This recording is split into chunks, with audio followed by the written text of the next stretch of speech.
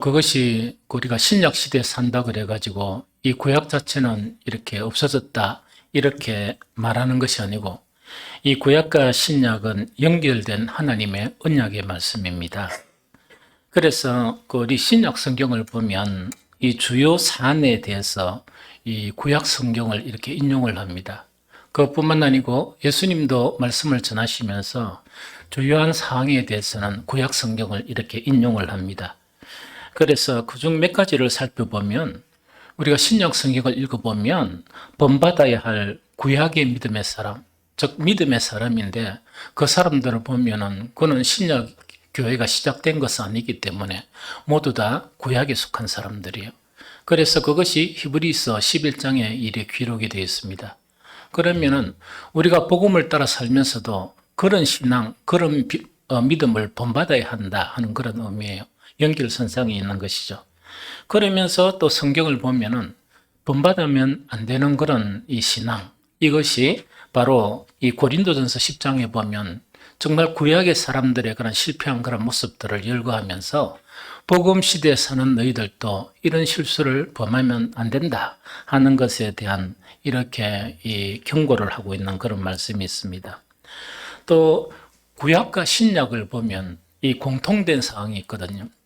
그 공통된 여러 사항 중에서 우리가 보편적으로 신앙생활 하면서 잘 이렇게 이해하지 못하는 그런 내용이 있는데 그것 자체가 뭐냐? 언약이라는 공통점을 가지고 있어요. 그래서 구약의 모든 성경을 읽어보면 언약의 이런 연속이에요. 계속 언약이 이루어지고 하는 그 연속이고, 그 다음에 신약도 보게 되면은, 즉, 우리가 보게 되면은, 우리 복음 시대에 살고 있지만은, 우리 예수님을 우리가 뭐라고 부르느냐 하니까, 새 언약의 중보자, 이렇게 불러요. 그래서 히브리서 12장 24절에 보면 새 언약의 중보자이신 예수와 및 아벨의 피보다 더 나은 것을 말하는 뿐인 피니라 이렇게 이야기하고 있거든요. 그래서 우리도 역시 언약의 시대에 살고 있는데 예수님이 제정하신 새 언약의 시대에 살고 있다는 그거를 이야기합니다. 그리고 예수님 자신도 우리가 십자가의 앞으로 흘릴 그런 피를 이렇게 피의 성격을 예수님은 말씀하십니다. 그러면서 어떻게 말씀하시는 거니까 그 피가 어떤 피인가? 언약의 피다 이렇게 이야기해요. 마가복음 14장 24절에 이르시되 이것은 많은 사람을 위하여 흘리는 나의 피, 곧 언약의 피니라 하는 그 이야기거든요. 그런데 이제 구약 성경하고 신약 성경을 읽으면서 주의해야 될 이 내용들이 좀 있어요. 그 내용들이 뭐냐니까 이 구약 시대에 그런 언약의 말씀들이 계속 이루어져 있는데 그 언약이 이미 이루어진 그런 언약의 말씀들이 있어요. 그런 누구를 통해서 이루어지는 거니까 예수 그리스도를 통해서 이미 성취된 언약이 있죠. 그 언약의 말씀은 뭐냐?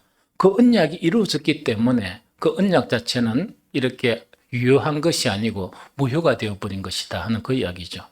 그 중에서 가장 중요한 것이 뭐냐? 우리가 주일 예배 드리면서 원래 그 언약이 아직까지 이렇게 유효한 것 같으면 여러분들 이 자리에 못 앉아 있다고 그랬죠. 전부 다 이 문 앞에서 뭡니까? 이 짐승을 가지고 오고 막 이래야 됩니다. 그럼 장로들은 그 앞에서 가져왔나 안 가져왔나 이렇게 검사도 하고 이래야 되거든요. 그 언약 자체는 뭐냐? 예수 그리스도께서 자기 몸을 단번에 십자가에 내주심으로 말미암아 영원한 제사를 드렸거든요. 그래서 구약에 그 언약의 말씀이 있다 손치더라도 우리는 그것을 지키지 않는 거예요. 왜 안 지키느냐? 그 언약은 이미 예수 그리스도를 통해서 성취된 언약이기 때문에 더 이상 지켜지지 아니한다 하는 그거를 이야기합니다. 오늘 본문독 보니까 신명기 27장 11절 14절에서 연결이 되는데 딱 중간에 끊어버렸죠. 너무 길다 보니까 이 내용의 요지는 어떤 내용인가 하니까 모세가 이 애굽에서 종노릇하는 자기 민족을 이끌어내고 어쨌든 우여곡절 끝에 이제 광야를 헤매게 됩니다. 이 광야를 헤매면서 이제 그 요단강 앞에서 우회되는 거니까 그 민족들에게 마지막으로 하나님의 말씀을 전하시는 거예요. 그 말씀을 전하시는 것 중에서 한 가지가 뭐냐? 이제 이 요단강을 건너서 너희가 하나님의 그런 전쟁, 하나님께서 그 땅들을 차지하게 해주실 것이다 하는 그 이야기입니다. 그러면 그 땅을 다 차지하고 분배하고 난 다음에 이 언약을 체결하라 하는 그 이야기입니다. 그 언약을 체결하는데 그 언약 자체가 어떤 언약인가니까 하나는 에발산이고 하나는 거임심산인데 여기서 이 12지파를 반으로 탁 나눕니다. 그래서 6지파를 탁 나누면서 물론 이것을 나눈 걸 가지고 어떤 분들은 요 사람들은 저주받을 집하고 요 사람들은 뭐 이 복받을 집하고 이렇게 구분하는 경우도 있는데 그것은 조금 무리수를 떠는 겁니다. 그런 게 아니고 이런 이 두 지파를 정말 이렇게 양쪽 산에 이렇게 탁 하고 났는다. 이렇게 이제 두고 난 다음에 거기서 무엇을 체결하는가? 언약을 체결하는 거예요. 그런데 그림신산하고 에발산 그 중간 지역, 이 지역 자체가 땅 이름이 뭐냐? 세겜이에요. 그래서 이것이 이제 모세가 명령을 하게 됩니다. 명령을 하게 되고 여호수아는 이 모세의 뒤를 이어서 정말 이 약 5년 동안에 걸쳐서 전쟁을 치열하게 치릅니다. 전쟁을 치르고 난 다음에 이 각 지파에게 땅을 다 이렇게 분배를 하게 됩니다. 분배를 하면서 어떻게 하는가니까 이 오늘 본문에 있는 이 신명기에 있는 언약을 체결하라 하는 이 언약 자체가 세겜의 모든 사람들을 모아서 이 언약을 다시 체결하는 과정이 바로 뭐냐니까 오늘 본문의 그 내용이다 하는 그거를 이야기합니다. 그래서 오늘은 우리 이 첫 주거든요. 이 첫 주인데 어쨌든 간에 우리 교회가 조금 그 사람들이 보면 동적이 아니고 좀 정적이거든요. 왜냐니까 목사가 좀 정적이에요. 많이 이렇게 움직이고 오는 게 아니고 그러다 보니까 우리 교회 자체가 뭐 이렇게 목표를 해가지고 뭐 이렇게 뭐 다시 조직을 하고 으쌰으쌰하는 이런 거는 잘 안 하거든요. 안 하는데 이렇게 가만히 있다가는 이 숨막혀 죽겠다 싶어가지고 올해는 뭘 했는가니까 지난 2년간의 그런 팬데믹을 통해서 교회가 많이 무너졌습니다. 교회가 많이 무너지고 또 그것뿐만 아니고 이제 2년 동안 전쟁이 끝나서 하나님의 은총이 임할까 이렇게 기대를 했는데 이 뜻하지 않는 그런 전쟁이 일어나거든요. 그 전쟁이 일어나고 이 전쟁이 이제 그만 둘 때도 됐다 싶은데 이거는 좀 희한한 전쟁이 일어나거든요. 이스라엘하고 정말 이 주변 그 국가 옛날을 회상하게 하던 그 전쟁 자체가 다시 발발해 버렸습니다. 그러면서 아무리 정세를 보다 보니까 이것이 어떤 쪽으로 이게 튈는지 그건 알 수 없는 곳에 우리가 이제 놓여 있는데 거기에 23년 끝나고 24년에 새롭게 탁 출발하면 좋겠는데 출발하는 게 아니고 연결선상에 있는 그것이 바로 우리가 사는 이 세대거든요. 우리 총에서 뭐냐니까 이런 상황에 가만히 있으면 큰일 난다. 이래서 총에서 하고자 하는 것은 뭐냐? 교회여 일어나라 하는 거였습니다. 즉 우리가 이런 정말 앞을 알 수 없는 이런 이 어두운 이 세대 속에서 교회가 일어나지 않으면 이 세상은 희망이 없다는 그 이야기거든요. 그래서 총회의 이런 슬로건을 갖다가 생각을 하면서 이제는 정적인 상태로만 머물러 있는 게 아니고 이제 우리 교회가 이제 정말 움직이는 그런 교회가 되어야 되겠다 하는 그 생각을 하게 된 거예요. 그래서 뭐냐 이제는 앉은 자리에서 벌떡 일어나서 빛을 이제 발하고 정말 세 가지 그런 이 목표를 가지고 이제는 하나님의 나라를 지속적으로 세우는 그런 일에 우리가 적극적으로 참여해야 되겠다 하는 그런 생각을 하게 되었습니다. 그런데 이 첫 주일날 그러면 말씀은 뭐가 좋은가 이렇게 생각하면서 이걸 하는데 움직이는 것만으로 안 되거든요. 지난주에 말씀을 1월 1일날 말씀을 전한 것처럼 우리가 일어나라 빛을 발하라 일하다 보니까 많은 사람들이 의사가 막 일어나는 그런 자리예요. 일어나는 그런 자리인데 문제는 뭐냐? 빛을 발해야 되는데 발할 빛이 없는 거예요. 그럼 참 참담하죠. 그래서 많은 그런 이사에서 이 말씀 자체를 가지고 많은 교회가 일어나다가 앉았다가 하는 일을 반복했던 것 같다는 그런 생각이 들어요. 일어나서 빛을 발하는데 그 빛은 우리 안에 그 빛이 있는 것은 아닙니다. 우리 안에 그 빛이 있는 것은 아니고 빛으로 오신 예수 그리스도 안에 빛이 있는 거예요. 그래서 우리는 적극적으로 예수 그리스도와 동행하는 그런 삶, 즉 주님께서 말씀하신 것이 뭐냐? 너희가 내 안에 거하는데 그냥 내 안에 거하지 아니하고 포도나무의 가지가 포도나무에 붙어 있는 것처럼 내 안에 거해야 된다 하는 그 이야기죠. 그래서 예수님도 뭐냐? 나는 세상의 빛이니 나를 따르는 자는 정말 이 세상의 빛이 된다 하는 그 말씀이거든요. 그래서 우리가 이런 일을 해야 되는데 일어나서 빛을 발하고 주님과 동행하는 이런 삶을 살아야 되거든요. 살아야 되는데 이 세겜의 언약에 내포되어 있는 그 의미 있죠. 이 의미를 아는 것은 우리가 이런 슬로건을 가지고 이런 목표를 가지고 정말 2024년을 사는데 매우 효과적이다 하는 그런 의미에서 오늘은 뭐냐? 세겜의 언약을 기억하면서 우리 2024년을 좀 시작했으면 좋겠다 하는 생각이 듭니다. 본문은 신명기 27장 11절 13절 한 단락인데 이거는 무엇과 연결되는 거니까 이 세겜의 언약의 명령이 뭐냐니까 시간 차이가 약 5년 6년 정도 돼요. 5년 6년의 그런 시간 차이가 있고 그 다음에 전쟁을 치르고 난 다음에 이 모세는 죽어버렸습니다. 이 언약을 체결하라 하는 모세는 죽어버리고 누구에 의해서 이 언약이 이제 체결되는 거니까 바로 여호수아에 의해서 이 언약이 체결이 됩니다. 그래서 오늘 내용 자체가 본문을 가지고 분석하는 것이 아니고 신명기와 그 다음에 여호수아서를 가지고 그 언약에 관한 즉 세겜의 언약에 관한 것만을 착착 이렇게 뽑아가지고 여러분들과 함께 공유를 했으면 좋겠다 하는 그런 생각이 듭니다. 첫 번째 이 언약의 의미에서 중요한 거 있습니다. 그 중요한 게 뭐냐니까 언약 혹은 구원을 위해서 부름을 받은 그리스도인들 있죠. 이 그리스도인들에 대한 하나님의 목적이 있습니다. 그 하나님의 여러 가지 목적이 있거든요. 그 목적 중에서 가장 중요한 목적은 어떤 목적이냐? 보배로운 백성입니다. 보배로운 백성이에요. 그러면 쉽게 이야기하면 이야기죠. 흐리부리하게 하는 그런 존재가 아니고 가치 있고 보배로운 존재를 만드는 것, 그것 자체가 뭐냐? 이 세겜 언약의 의미 중에서 가장 중요한 의미이다 하는 그것을 이야기합니다.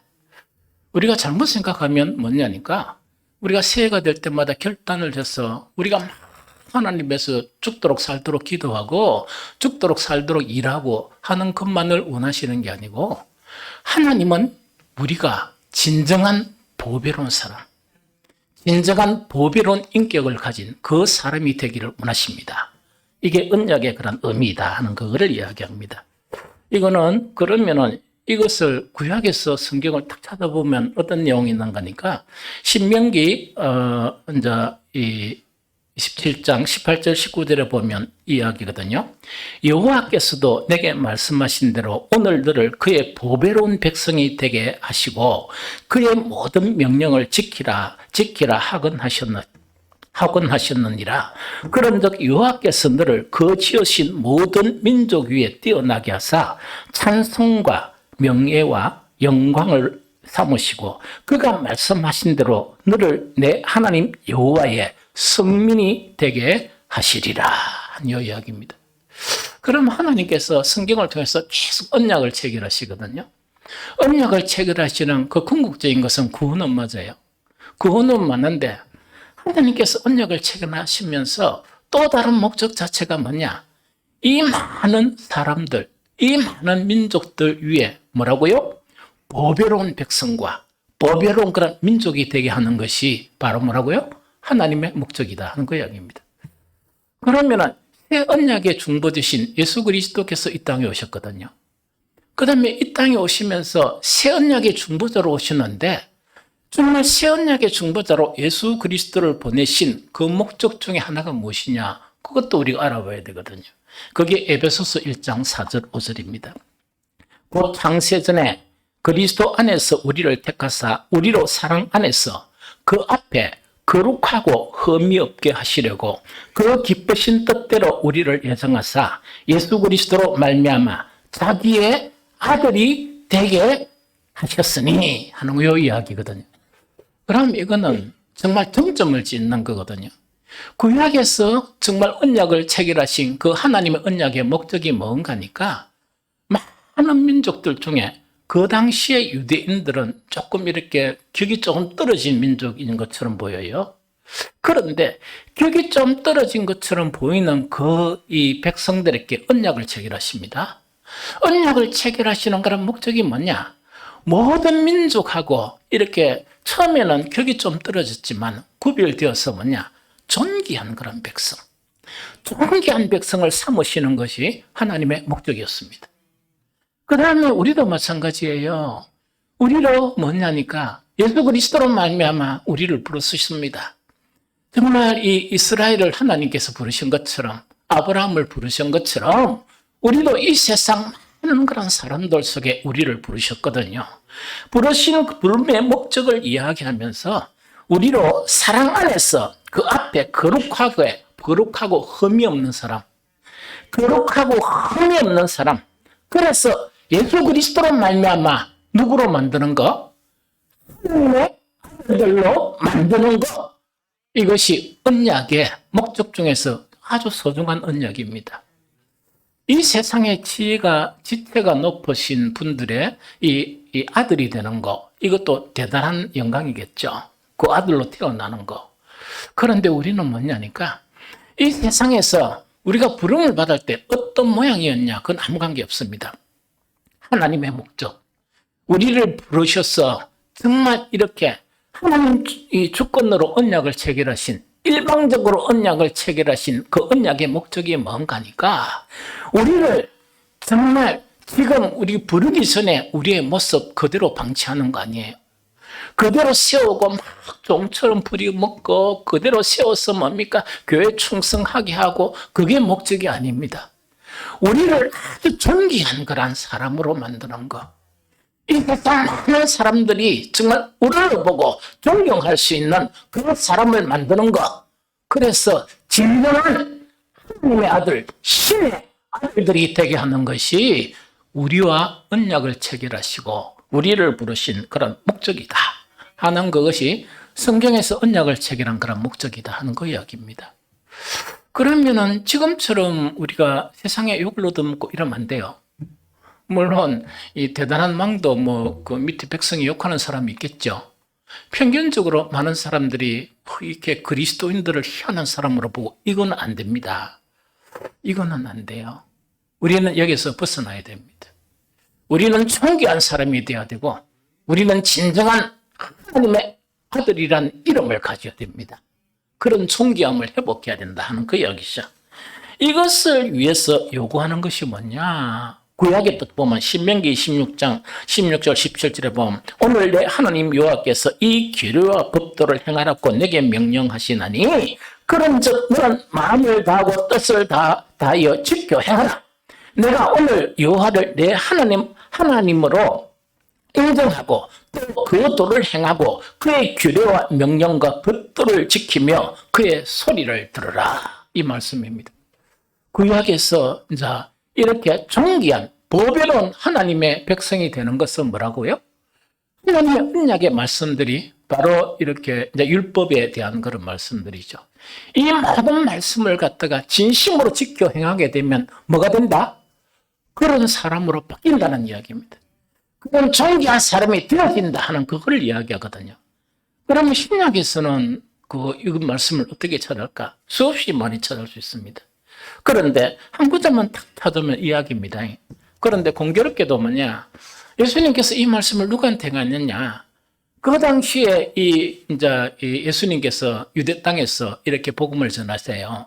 전하다 보니까 이 자기 백성들이 영접을 안 하는 거예요. 그러나 그 속에서도 뭐냐? 어쨌든 간에 예수를 믿고자 하는 이 유대인들이 막 생겨난 거예요. 대단하죠. 대단하죠. 그러면 오늘날 같으면 뭐냐니까 막 할렐루야 막 이렇게 돼야 될 텐데 그게 아니고 예수님은 아주 냉정하셨습니다. 자기를 믿는 유대인들을 향해서 정말 신명기의 말씀과 유사한 그 말씀을 전하게 됩니다. 그것이 뭐냐니까 요한복음 8장 31절 32절입니다. 제가 읽어드리겠습니다. 그러므로 예수께서 자기를 믿은 유대인들에게 이르시되 너희가 내 말에 거하면 참으로 내 제자가 되고 진리를 알지니 진리가 너희를 자유케 하리라 하는 요 말씀입니다.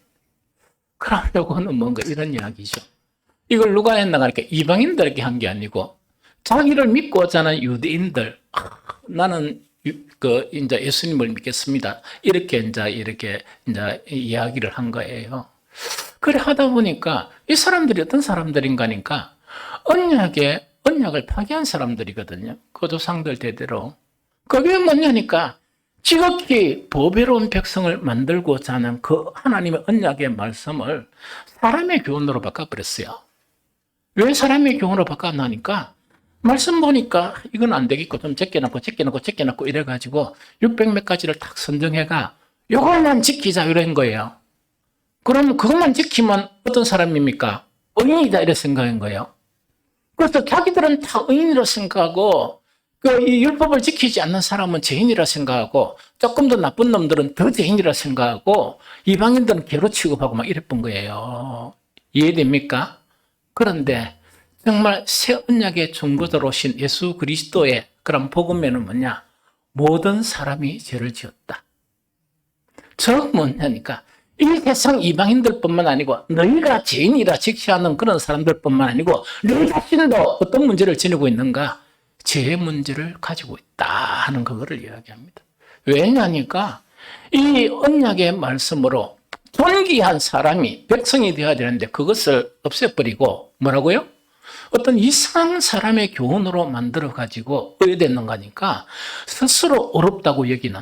그래서 신약 성경에 보면 예수님이 비유 중에서 스스로 어렵다고 여기는 하면서 등장하는 인물은 누굽니까? 유대인들이나 바리새인들이나 이런 사람들이고 그 다음에 그 반대편에 등장한 인물은 기분 나쁘기도 누구란 말입니까? 사마리아인들이나 이런 사람들이 등장을 해요.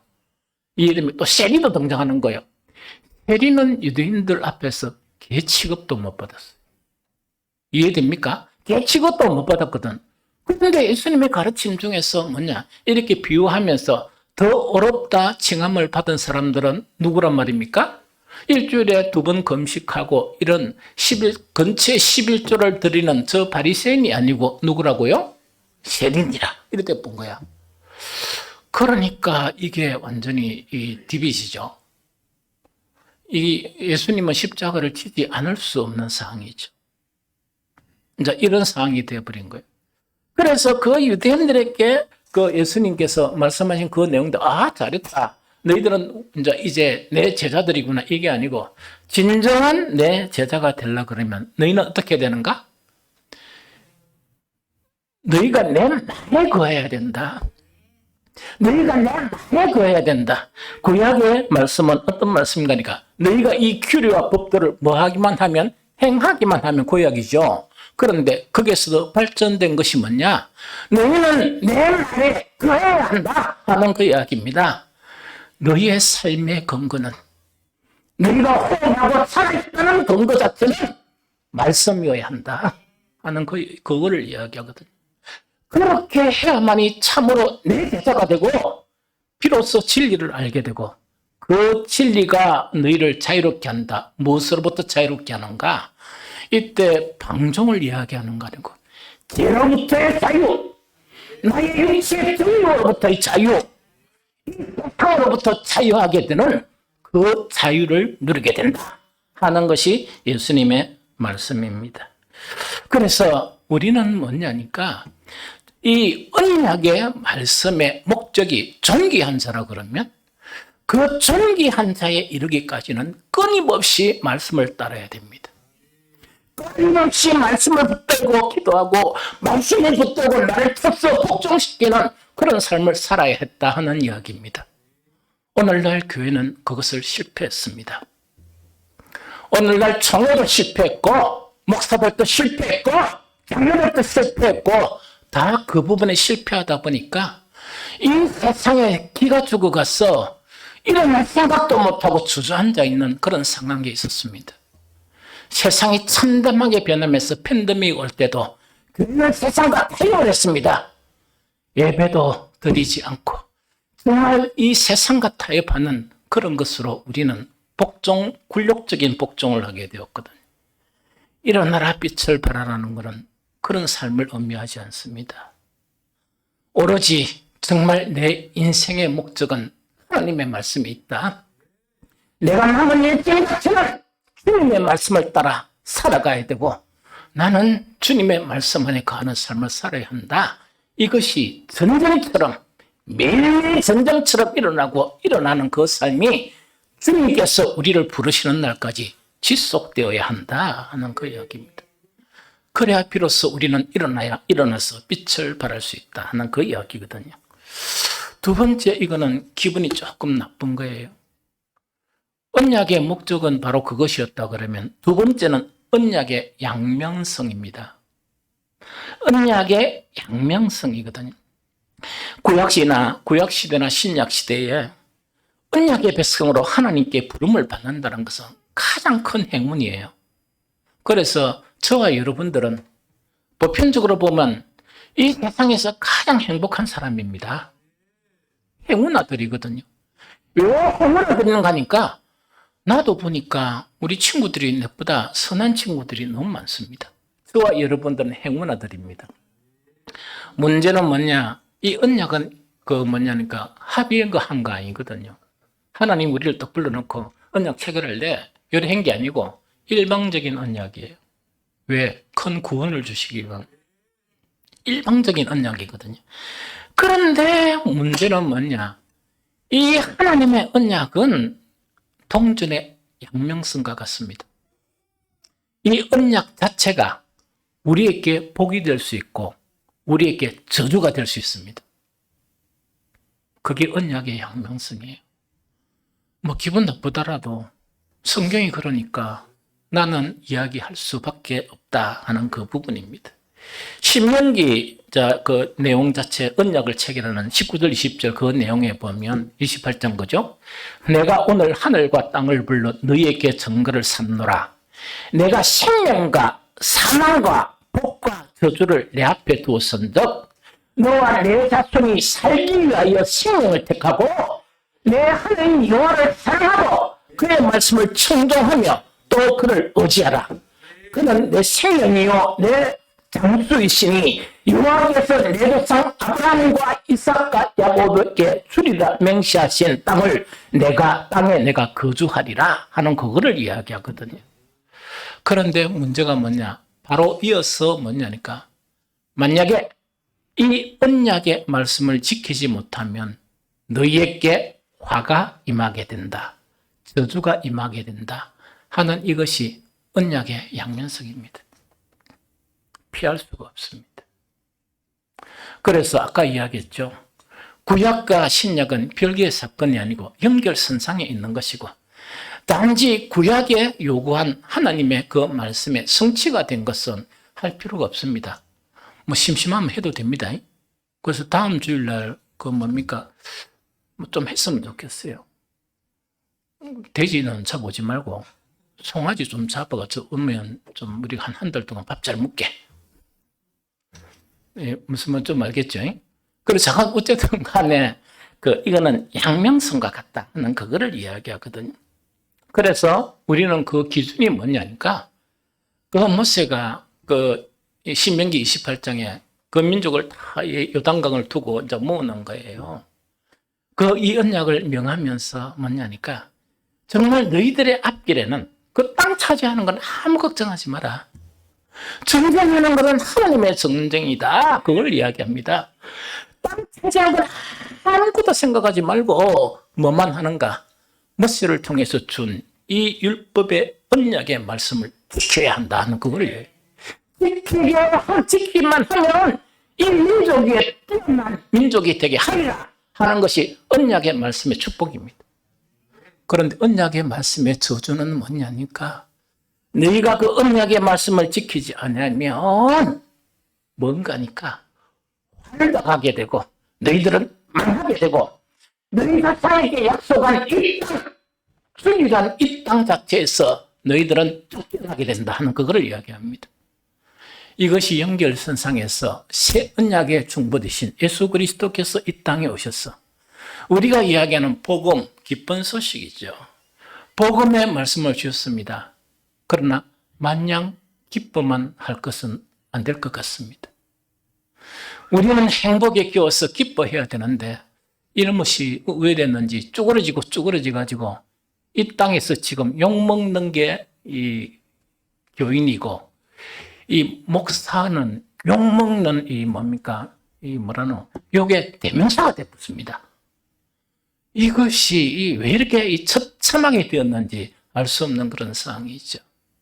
그러면 이것은 뭐냐? 시작에 불과합니다. 즉, 언약의 말씀의 양명성의 시작에 불과합니다. 그런데 다행히도 성경에 보면 회개하고 돌이키기만 하면 다시 타진하고 우리는 주님을 붙들기만 하면 어떻게 되는가? 살 수 있습니다. 듣기 싫지만 이야기할게요. 오늘날 이 땅의 대부분의 그리스도인들은 죽은 자와 같은 사람들입니다. 생명이 있다고 하나 거짓말이고 사망이 지배하고 있는 그런 그리스도인들이 제가 보기에는 70% 이상이다 하는 게 제 관점입니다.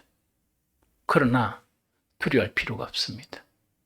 우리를 부르신 그 주님, 우리를 위해서 자기의 독생자를 십자가에까지 내어주신 그 그리스도께서 우리가 하나님만 부르기만 하면, 주님의 도움을 요청하기만 하면, 언약의 말씀만 지키게 하면 우리를 살려주십니다. 이것을 우리가 명심해야 한다는 이야기죠. 마지막에 한 가지만 이야기할게요. 여호수아가 한 5년이 지나고 난 다음에 실제 모든 땅을 차지하고 다 분배합니다. 분배하고 난 다음에 그 모든 땅은 사실은 실상은 모든 땅은 아니에요. 어쨌든 간에 이제 분배를 다 하거든요. 분배를 하고 난 다음에 언약을 체결하게 됩니다. 그것이 여호수아 마지막에 나와 있습니다. 그래서 여호수아가 이 언약을 체결하면서 강하게 권면하는 4가지 사항이 있습니다. 이거는 여러분들의 마음에 새기시기 바랍니다. 새기면서 뭐냐? 이 4가지를 딱 붙들고 있으면 여러분들이 올해가 지날 때쯤에 되게 되면 우리의 그런 이 슬로건으로 끝나지 않습니다. 변화가 일어나요. 변화가 일어나는데 제일 첫 번째 누구에게 변화가 일어나는가? 여러분에게 변화가 일어납니다. 하나님의 은총이 멀리 있었는데 다시금 하나님의 은총이 임하게 됩니다. 여러분들이 더욱더 풍성하게 됩니다. 이런 경험을 하게 되고 여러분들을 통해서 많은 사람들이, 많은 나라들이 정말 여러분들에게 나오게 됩니다. 이런 역사를 경험하게 되거든요. 여호수아의 4가지 강건 자체 읽어드릴게요. 제일 첫 번째로 뭐냐? 여호수아 23장 6절입니다. 제가 읽어드립니다. 그러므로 너희는 크게 힘써 모세의 율법책에 기록된 것을 다 지켜 행하라. 그것을 떠나 우로나 좌로나 치우치지 말라 하는 요 말씀입니다. 그럼 이걸 어떻게 적용하면 되는 거니까 우리가 복음의 말씀이 있죠. 예수 그리스도를 통해서 전해진 복음의 말씀이 있으면 우리는 뭘 해야 되는가? 올 한 해 동안 살면서 일어나서 빛을 발하려 그러면 어떻게 해야 되는가? 크게 힘써 이 2가지를 이야기해. 한 가지만 해도 되는데 힘써서 말씀을 지키라 이래야 되는데 이 여호수아는 그게 안 된 거예요. 크게 힘써 모세의 율법책에 기록된 것을 다 지켜 행하는데 또 하나는 뭐냐? 좌로 우로나 치우치지 마라. 그 말씀에 딴 거 붙이지 마라 하는 그거를 이야기합니다. 또 때리지 말라 하는 그걸 이야기하거든요. 우리 모든 성도들이 올 한 해 살면서 이 말씀을 굳게 붙들면 여러분들에게 정말 기적이 일어납니다. 이때까지 신앙생활을 통해서 한 번도 경험하지 못한 것을 경험하게 될 것입니다. 2번째 뭔가니까 여호수아 23장 8절을 말씀입니다. 오직 너희의 하나님 여호와께 가까이 하기를 오늘까지 행한 것 같이 하라. 다시 읽어드립니다. 오직 너희 하나님 여호와께 가까이 하기를 오늘까지 행한 것 같이 하라. 요약은 요 말을 설명할게요. 5년 동안 전쟁이 일어났어요. 전쟁이 일어났는데 정말 그 가나안의 그런 뭡니까 이 각 족속들은 이 성도 있고 군대도 있고 무기도 있고 이렇습니다. 그런데 이스라엘 족속은 어떤 거냐니까 행계 뭐냐면 강야에서 뭐만 먹습니까? 만나 먹고 그죠? 이렇게 이제 그것만 하고 살았던 거예요. 전쟁 잘 할 수 있습니까? 뭐는 없었죠. 그런데 이래 가지고 이제 이 땅을 차지합니다. 땅을 차지하는데 이 사람들이 붙들 것은 지금 바로 앞에 전쟁인데 칼을 찾겠습니까? 무기를 찾겠습니까? 활을 찾겠습니까? 안 그러면 다른 걸 찾겠습니까? 오직 찾게 되는 것은 하나님만 붙들죠. 왜? 눈으로 봤으니까. 요단 동편에서 하나님의 그런 역사가 일어난 것을 자기 눈으로 봤거든요. 그러다 보니까 5년 동안 한 것이 뭐냐? 하나님만 붙드는 거예요. 그때는 붙들라 말할 필요도 없이 사느냐 죽느냐 하는 그런 절박한 상황 가운데 하나님만 붙드는 거예요. 여호수아가 이야기한 것처럼 지금 5년 동안 한 것이 하나님 붙들었지. 지금 가나안 땅에 찾아가서 차지하고 이렇게 살게 되는데 그때도 지금 한 것처럼 하나님만 붙들으라는 거예요. 이것이 뭐냐? 올 한 해 동안 우리는 주님 안에 가는 삶을 살아야 돼요. 주님과 동행해야 되거든요. 이 세상은 나그네처럼 봐야 돼요. 이 세상을 결별하라는 이야기가 아니야. 여러분들의 직장을 생활하지 말라는 거 아니거든요. 단지 구름에 달 가듯 거기에 막 매이고 하지 말고 일상 지나가면 지나는 것대로 일하면 일하는 대로. 왜냐? 우리는 먹을 이 직장이 필요하니까 먹을 일이 필요하니까 그런 관념이고 오직 원인은 뭐냐니까 우리의 모든 것은 주님 안에 거하는 정말 밀접하게 주님을 붙드는 그런 삶을 살게 되면 여러분들에게 빛이 임합니다. 여러분들에게 하나님의 영광이 임하게 됩니다.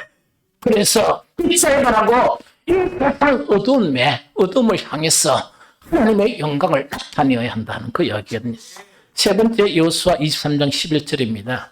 그러므로 스스로 조심하여 너희의 하나님 여호와를 사랑하라 하는 이야기입니다. 궁극적으로 살다가 보면 우리 젊은이들은 잘 모르는가 모르겠지만 어느 정도 이제 살고 내 나이 되고 이 이상이 되면 가만히 보면 잡을 만한 게 아무것도 없어. 가만히 보면 사랑할 만한 게 아무것도 없어. 그런데 정말 유일하게 잡을 분, 유일하게 사랑할 분은 주님밖에 없습니다. 주님밖에 사랑할 분이 없어요. 나머지는 헛상이야. 나머지는 헛상이야. 그래서 어떻게 하는 거니까 정말 조심하고 스스로 조심해서 우리는 주님만을 사랑하는 주님보다 더 사랑하는 것이 내 안에는 두지 아니하는 그게 우상이라. 그런 삶을 살게 되면 빛이 임하고 하나님의 영광이 임하게 됩니다. 마지막 네 번째 여호수아 24장 14절에 그러므로 이제는 여호와를 경외하며 온전함과 진실함으로 그를 섬기라 하는 요 이야기거든요. 하나님을 섬기는데 하나님께서 가장 보시는 것은 진실함이에요. 진실된 마음이야. 진실된 마음으로 주를 섬기는 이 한 해가 되어지게 되면 이 한 해 동안 여러분들은 정말 놀라운 하나님의 은총을 경험하게 되고 여러분들이 경이하게 내가 이렇게 존귀하게 되었다 하는 것을 경험하게 됩니다. 많은 사람들의 입술을 통해서 정말 이 땅에 교회를 욕하던 그런 사람들이 여러분들을 칭찬하게 됩니다. 이런 역사가 일어나고 이런 복을 받는 저와 여러분들이 되시기를 예수 그리스도 이름으로 축복합니다.